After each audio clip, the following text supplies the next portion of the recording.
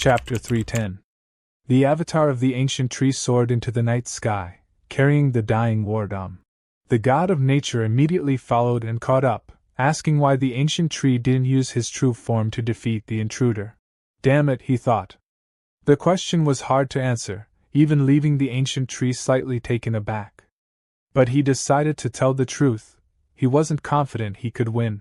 Despite their stunned expressions, the ancient tree ordered the god of dreams to command every creature on the planet to attack the invaders. The god of dreams obediently followed the order without asking any questions. Then, the god of dreams entered a state of spiritual energy transformation, sending a message through his energy waves. This planet has been invaded by dark gods and a demonic tree, their wicked claws poised to wreak havoc. Everyone, let's fight them together. Drive the enemies off this land. The call resounded to the beasts, echoed across the land of the dwarves, and even reached the ears of the demons. In the shadowed forest, one of the 7 great territories, a dragon raised its head to the night sky and declared, "This is the prophecy." Standing atop the highest peak, it roared loudly, proclaiming that all who could fight must prepare for battle. Under the call of the oracle, all the slumbering warriors on Kanglin's star awakened. Spontaneous gatherings began as preparations for the true battle commenced. At that moment, the entire planet was on the verge of eruption, spiritual energy surging violently everywhere. From outer space, countless pillars of energy piercing into the void could be seen. On Dragon Island, they were searching for something. A honey badger happily lifted a red dragon egg in his hands, asking if it belonged to the red dragon. The red dragon was relieved that the egg wasn't damaged at all. The golden dragon also found several places filled with dragon eggs. The honey badger was ecstatic and wanted to immediately place the eggs into the energy pool. At that moment, Panis stood in the background. Perhaps she still hadn't gotten used to the strange beasts from Misty Mountain. It had been about 5 days since the battle with Dom. They were back on Dragon Island. There were also many creatures she had never seen before, and the divine tree said, "They are our companions." Panis was a bit shocked, seeing creatures that seemed to have stepped out of some ancient tale: a serpent with 8 heads, a turtle with a snake for a tail, and several killer whales with meter-long spikes on their backs. Of course, the one that bothered her the most was this creature, one she had never seen before. Cheesy, full of curiosity since laying eyes on her, rudely wandered around inspecting her. Then, he approached and asked, "Excuse me, miss, but how do you wipe your bottom after taking a dump?" The flower god immediately rushed over, praising Cheesy's unique perspective on life. Naturally, Cheesy struck a handsome and serious pose, trying to prove he was a man of profound insight. Luckily for Panis, there were still some normal creatures around. Xiao Lam smacked both of them on the head and dragged them away, apologizing to her politely. According to the Red Dragon, Dragon Island was originally a massive dragon. After the devastation caused by Dom, it needed a lot of time to recover. However, after the divine tree arrived, it became a land full of vitality once again. At this moment, the divine tree was listening to Qing Chang's damage report. After hearing it, he sighed. Even though the elves hadn't been around for long, they had caused significant damage to the earth. The divine tree also praised Yale, acknowledging that his development of black hole technology was advancing far faster than expected. It turned out that the spirit stones collected from the elves were the key to Yale's rapid success. The energy from these stones matched perfectly with his technology. Without them, Yale would have needed much longer to achieve his breakthroughs. The divine tree then asked Xiao Ling and Yale who was commanding humanity this time. Yale replied that he was leading the Free Federation, while Xiao Ling was in charge of the China Federation. The divine tree inquired about the specifics of their forces. This time, the China Federation had 30 level 4 transcendent warriors, 400 level 3 transcendent warriors, 300,000 level 2 transcendent soldiers, and 2 of the latest generation railguns. The Free Federation brought 50 level 4 transcendent warriors, 600 level 3 transcendent warriors, and 3 million level 2 transcendent soldiers. The land beasts were led by the 9-tailed fox and the flower god, including all the beasts of Misty Mountain and their allied forces. The sea beasts, on the other hand, were commanded by the kings of the ocean, headed by the Mermaid Queen. The barbarians also joined the march, with a total force of 600,000 warriors. The divine tree remembered those brave warriors. He hadn't expected them to participate. Of course, with just one call to arms, they would immediately respond. The condition they set was that after the battle, the divine tree must release their king. That was a small matter. However, the divine tree didn't know who was leading the barbarians. The nine-tailed fox, looking both smug and excited, said that the leader was someone his master knew. Who could it be? It was none other than Kangaroo, the defeated one from back then. The divine tree had never imagined that the nine-tailed fox could persuade him to join. But this was good, the more the merrier. There was one final report from the nine-tailed fox. The monkey troop now had fewer than 50 members left. The white monkey had not yet recovered, so they couldn't join this expedition. Instead, the golden monkey had come to participate, all by himself.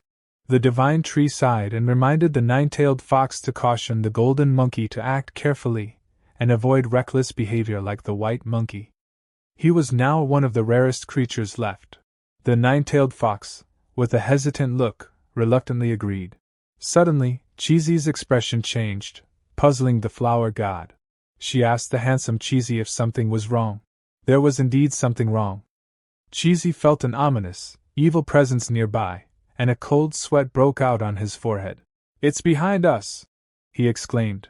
A towering figure had appeared out of nowhere, exuding an aura of death.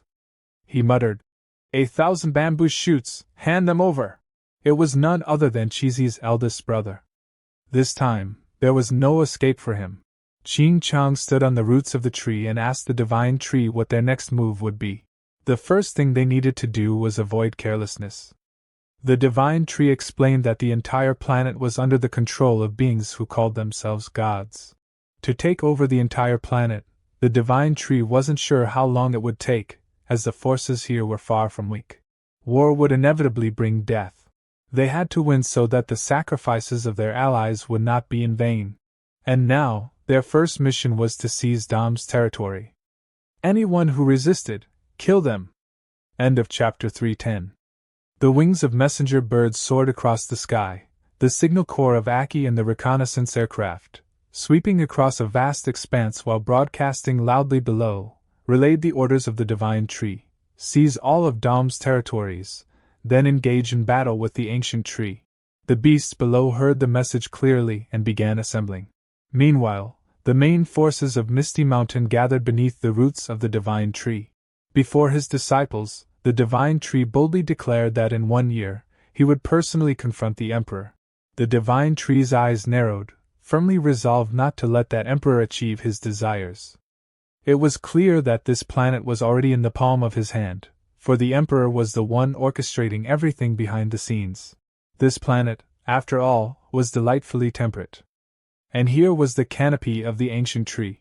He had returned to his domain, beneath which lay nature's deity alongside a towering altar gleaming with radiance, constructed from tree roots.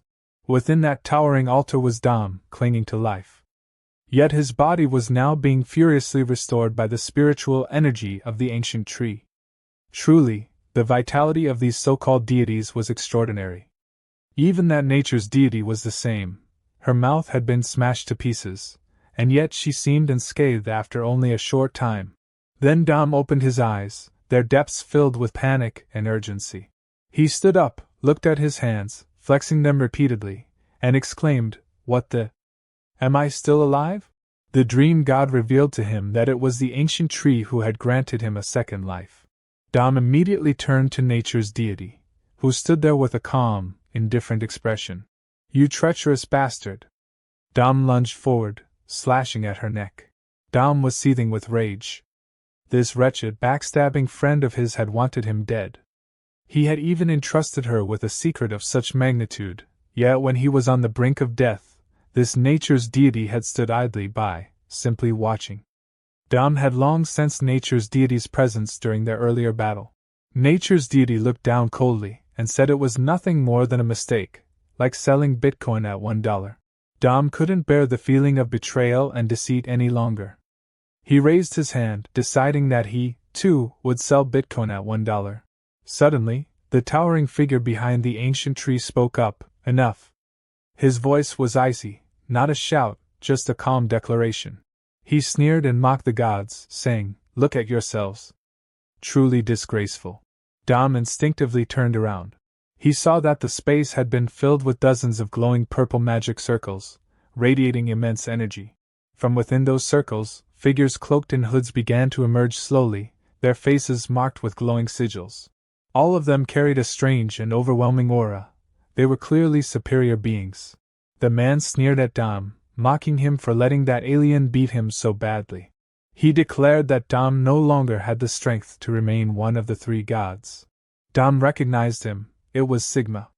But Dom wasn't afraid. He shouted boldly, telling Sigma to shut up because, after all, Dom was stronger than him. Dom even mocked Sigma, saying he was nothing more than a shadow-dwelling lackey, a lowly subordinate. Another voice rose to defend Dom, pointing out that the alien had strength on par with the ancient tree, so Dom's defeat was understandable. Sigma smirked and remarked that all the gods would be mobilized this time, showing how formidable the enemy was. However, the sight of them fighting among themselves was laughable. His words hinted at nature's deity, accusing her of scheming to steal Dom's territory, seeking an easy reward for little effort. Of course, her machinations hadn't escaped the notice of the towering figure, who was the leader, and perhaps the emperor himself. Now, he declared that Dom's territory would be carved out of nature's deity's domain, and the matter was settled. The emperor's words left nature's deity stunned, but perhaps not entirely surprised. You reap what you sow, after all. And the emperor's gaze said it all. The fact that he didn't kill her was a mercy in itself. Just one look from him made nature's deity feel as though she wanted to die 100 times over. She dared not utter another word. The emperor coldly declared, "Let this farce end here." Suddenly, Dom's entire body trembled, a storm of fury on the brink of erupting. The dream deity beside him noticed Dom seemed like he wanted to say something and asked what was wrong. Dom roared with frustration, shouting that his territory was being invaded by strangers. Indeed, he had already lost everything: his mother, his wealth, crystals, followers, and even his life in the last battle. And now, even the land he needed to rebuild was being mercilessly taken over. The ogre village had been shrouded by the divine tree's air force, with a few bewildered ogres gazing at the iron birds soaring above. From a few thousand meters up, the entire village came into view, a level 2 civilization straight out of Age of Empires. Meanwhile, the machines of this level 6 civilization began activating their deadly arsenal, missiles and Gatling guns. A torrent of furious firepower rained down on the beautiful village, obliterating homes, trees, and gardens alike. The ogres, renowned for their incredible melee combat abilities, could do nothing but scream helplessly. The hallmark of Eveolution came down next: spirit energy bombs. These ogres were far from innocent. They were Dom's henchmen, who had enslaved and oppressed hundreds of thousands from other tribes. One crazed ogre wielded an axe and swung it directly at a descending bomb, believing he could cleave the dangerous weapon in two. And of course, he succeeded in slicing it apart. Below, a mage capable of long-range attacks used his spirit energy to fire directly at the airship above. However, his shot was nullified by a counterattack from the airship. The airship fired back, neutralizing the mage's attempt. "Damn it!" The mage glared in helpless frustration. Then, someone landed in front of him, a landing so light, it was like a butterfly alighting on a flower. She declared that she had finally found the garrison base of Dom's forces. These were the ones always lurking around Earth's armies. But instead of executing them outright, Xiaoling asked the mage if he was willing to cooperate. He answered decisively, saying they served Lord Dom alone. That left nothing else to discuss. Xiaoling's entire body began to glow as she moved forward. The only thing awaiting after such an answer was death. The spirit crystal shattered into two. Xiaoling used it to engulf the entire place in flames. Anyone opposing them would be slain. That was the divine tree's directive. The commander of the forces here still clung to a sliver of life, but his breaths were so faint they were barely audible. Xiaoling knew one truth well: people don't shed tears until they see the coffin. Only then did she speak: "Advance forward. Conquer the ogre territories, and they will be yours." End of chapter 311. Xiao Ling stood atop a high rock, commanding his legion with a booming voice to cleanse the orc's territory and claim it as the domain of the divine tree. The superhuman warriors responded in unison, charging forward. This blazing battlefield was just the beginning. On the opposing side, staffs struck the ground in perfect synchronization. Undead sorcerers unleashed their spiritual energy upon the human army, with an undead dragon looming ominously behind them. Leading the charge were the barbarians, their deafening roars shaking the very heavens. Kangaroo bellowed, ordering the barbarian horde to slaughter the enemy. Credit where it's due, never before had thousands of barbarian tribes united under one banner, amassing a formidable army of 600,000. The ground was torn asunder, and azure explosions erupted across the battlefield. This was the domain of the Thunder Dragon from Misty Mountain. During his shift, countless monsters had been incinerated by an unquenchable fire. The Thunder Dragon cast his gaze across the field. He saw earth beasts locked in combat with towering one-eyed giants, the latter wielding massive spiked clubs.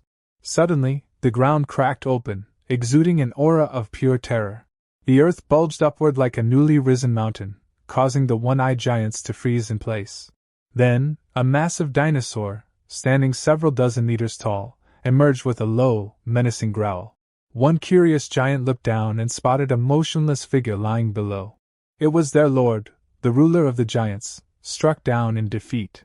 This monstrous entity had slain their lord and now exhaled fiery breath, flames pouring from its maw. Hundreds of the one-eyed giants were reduced to ash in the counterattack. The Cyclops general at the rear trembled at the sight.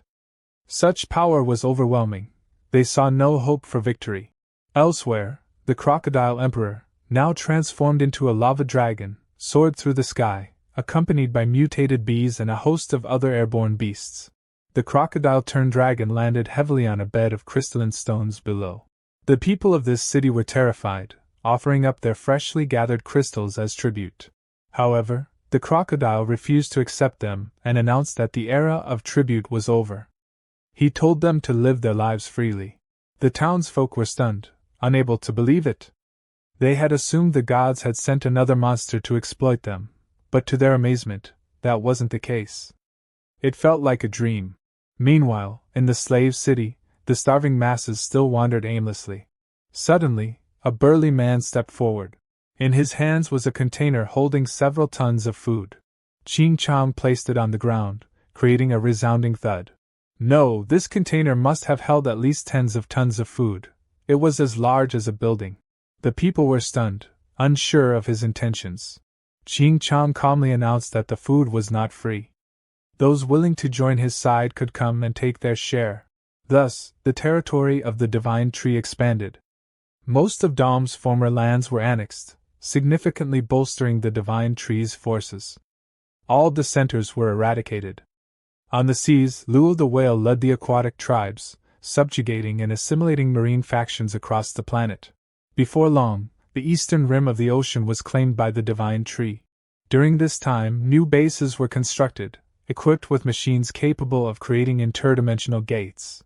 They fought while continuing their research to develop gates of greater size and quality. Naturally, resistance forces arose.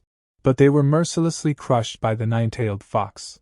Towns that were captured were renamed after the commanders who led the invasions. Meanwhile, the Federal Army of China was marching eastward across the world to push back the giant invasion. Under the command of the God of Dreams, all creatures on this planet were mobilizing toward Dom's territory. As a result, the entire border of Dom's land turned into a defensive line, promising bloodshed that would soak 100 meters of earth. On Dragon Island, the Divine Tree was alone. He had found the point with the strongest spiritual energy in the entire region. According to the Red Dragon, this place was the Dragon Cemetery, where all deceased dragons were brought for remembrance. Their dragon crystals were also buried here, and it was the location where dragon clan leaders often came to train. The Divine Tree extended his roots deep into the ground. Sure enough, he discovered numerous dragon crystals. His eyes sparkled with joy. He would use the level 4 crystals for himself and save the level 3 crystals for his subordinates. Thus, the Divine Tree began absorbing these priceless crystals. The moment he drew in the first breath of energy, he was startled. Damn it! The spiritual energy was indeed abundant. If he continued absorbing, he could undoubtedly reach the Sixth Order. Cheesy, carrying a wooden bucket on his back, suddenly noticed a scene. A powerful column of spiritual energy shot straight into the sky. It had been a long time since he'd seen something like this, but this time, it was far more terrifying. It could only mean that his master was preparing to break through. Cheesy realized he couldn't remain stagnant forever. Clenching his fists, he vowed to evolve himself. The flower spirit, who was always following him like a shadow, couldn't help but find him incredibly handsome at that moment. However, as long as his debts remained unpaid, evolution was out of reach, for another restless soul was still haunting him relentlessly. With no other options, Cheesy used his connection with Aki to soar into the sky, leaving his furious older brother fuming below. Elsewhere, a figure was walking through the void. Accompanying him was a massive being, their spiritual energy solidifying into a pathway beneath their feet. The figure asked his companion if it was alright to act without the Emperor's permission. But the other found no issue with it, as his target was the 10 ferocious beasts under the Divine Tree's command. He intended only to kill a few for amusement, not to instigate a full-scale war. Clearly, the Divine Tree's forces were now formidable enough to make even the Emperor wary. And as for this figure, he had already chosen his first target, the Crocodile Emperor. End of chapter 312.